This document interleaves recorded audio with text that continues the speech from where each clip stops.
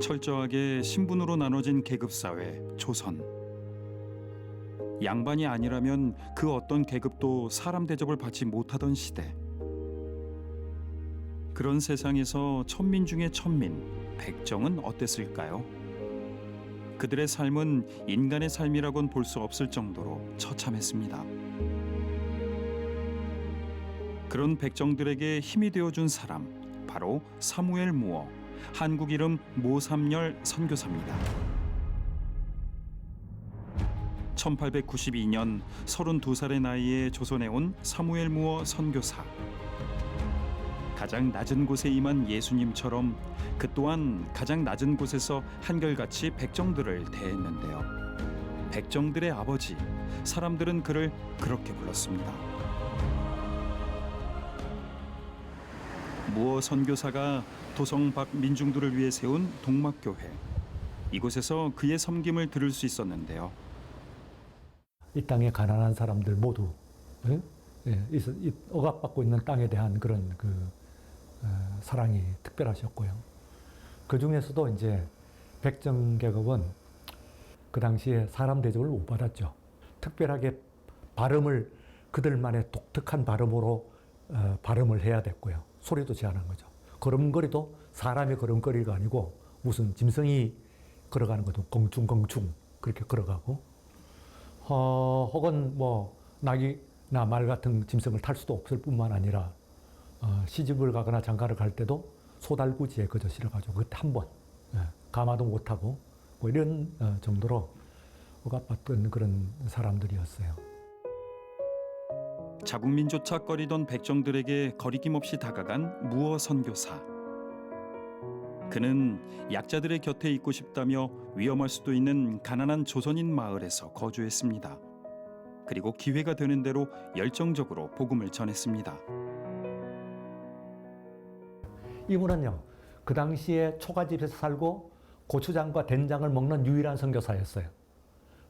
그리고 또한 가장 짧은 기간에 조선말을 습득을 한 유창하게. 그리고 또한 그 당시에 알려진 사람으로서 아무 원고 없이 통역을 할 수 있는 유일한 선교사였어요. 이분은요. 한국어가 유창한 무어 선교사였지만 막상 교단 선교부 한국어 시험에는 낙제를 했는데요.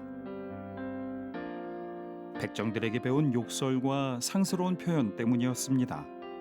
그만큼 무어 선교사는 백정들과 친밀한 사이였는데요. 직접적인 선교 활동이 금지됐던 시대였지만 그는 당당히 돛담배를 구입해 기쁜 소식호로 이름 짓고 전국을 다니며 복음을 전했습니다. 그렇게 8년이 지나고 25개의 예배 처소를 마련하는 기적과도 같은 일을 이루었는데요. 1893년 무어 선교사가 조선에 세운 첫 교회인 곤당골 교회. 현재는 승동교회가 그 유산을 받아 명맥을 이어가고 있습니다. 사무엘 무 목사님이 교회를 여러 군데를 세우시게 됩니다. 그 중에 이제 첫 번째로 세웠던 교회가 저희 승동교회고 또 그리고 안동교회 그리고 신촌에 있는 대현교회 그리고 마포에 있는 동막교회라고 하는 교회를 대표적으로 그렇게 이제 세우시게 됩니다. 그래서 복음 사역이 제일 많이 큰 의미를 두고 당연히 그렇게 선교사님이시니까 사역을 하셨고 또 그리고 그 복음이 세상 가운데서 바른 형태로 증거되어질 때 그 영향력이 어디까지 미치게 될 것인가에 대한 부분들로 이런 백정 해방 운동이나 이런 부분들까지도 영향력이 미치게 됐다고 봅니다. 사무엘 무 목사님이 이제 한국에 오셔서 주일학교 사역들을 이렇게 하는 중에 그 중에서 그 주일학교를 나오고 있던 아이 중에서 봉출이라고 하는 백정의 아이가 있었습니다. 아이의 아버지가 박성춘이라고 하는 분인데 이분이 당시에 바이올린 티푸스가 걸리셔가지고 사경을 헤매시게 됩니다. 그래서 그 아들 봉출이가 사무엘 무어 선교사님을 찾아가서 우리 아버지를 좀 고쳐주십시오라고 그렇게 이제 도움을 요청하게 됩니다. 그랬더니 사무엘 무어 목사님이 당시에 고종에 어이셨던 에비슨 선교사님을 모시고 백정 박성춘의 집으로 가시게 됩니다. 그리고 극진히 그 백정을 왕의 어이가 고쳐주시게 되죠. 그래서 그 과정에서 이 박성춘이라고 하는 백정이 마음에 큰 감동을 받고 그리고 교회를 출석을 하게 됩니다. 그 백정들과 함께 예배를 꾸준히 그렇게 드리니까 이 박성춘이라고 하는 이 백정이 마음에 더 감동이 되어져 가지고 많은 사람들을, 백정들을 전도를 하게 됩니다. 그래서 교회가 부흥하게 됩니다. 한 140여 명 정도 가량의 백정들이 가득 차서 이제 예배를 드리게 되는 그런 일들이 생겨지게 됩니다.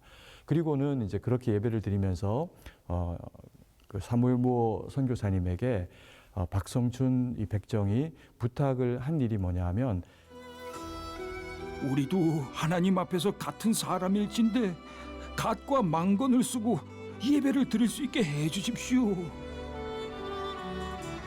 무어 선교사와 에비슨 선교사의 노력으로 1895년 고종의 백정 차별금지 칙령 반포, 끊을 수 없을 것 같았던 족쇄를 끊고 마침내 백정들은 해방됐습니다.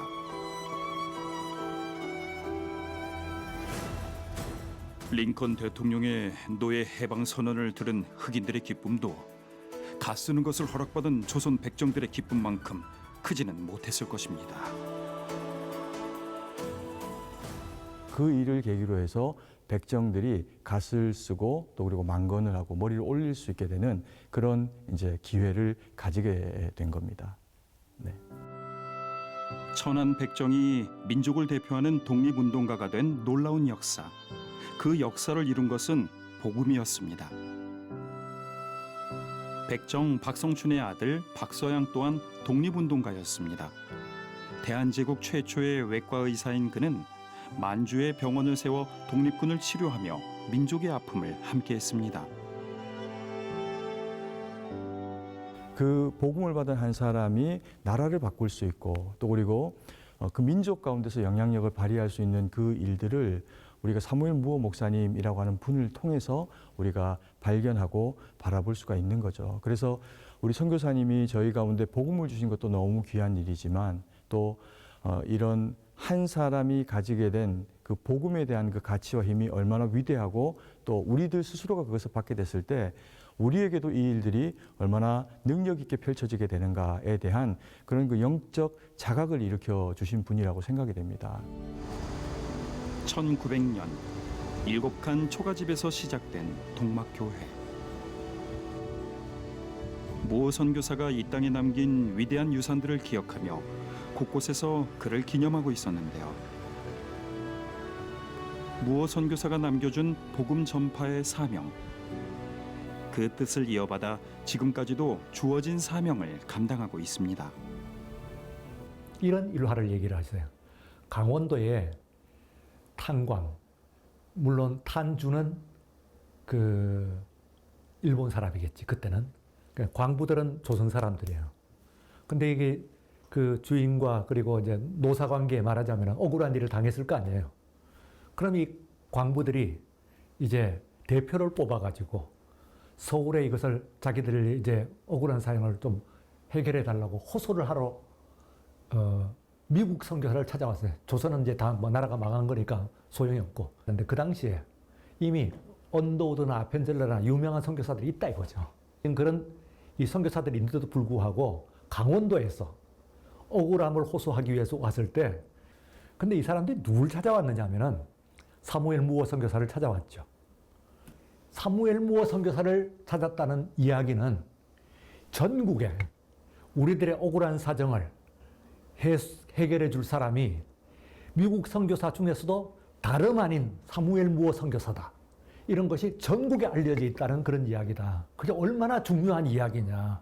여기서 우리가 그냥 주장하는 거하고 전국에 그렇게 다 인식이 되어 있다는 거하고는 얼마나 다른 이야기냐.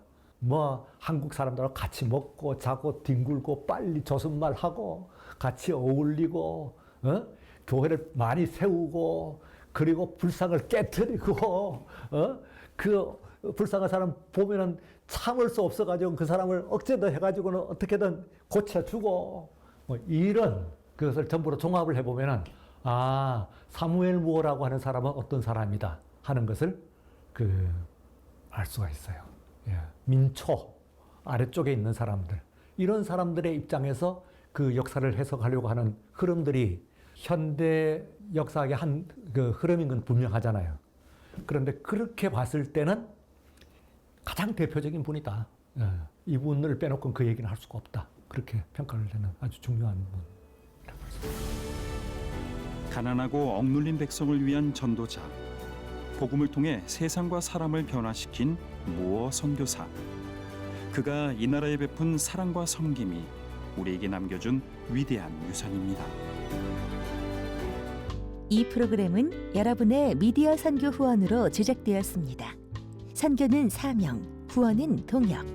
당신도 복음을 전할 수 있습니다. 선교 후원 02-6333-1003번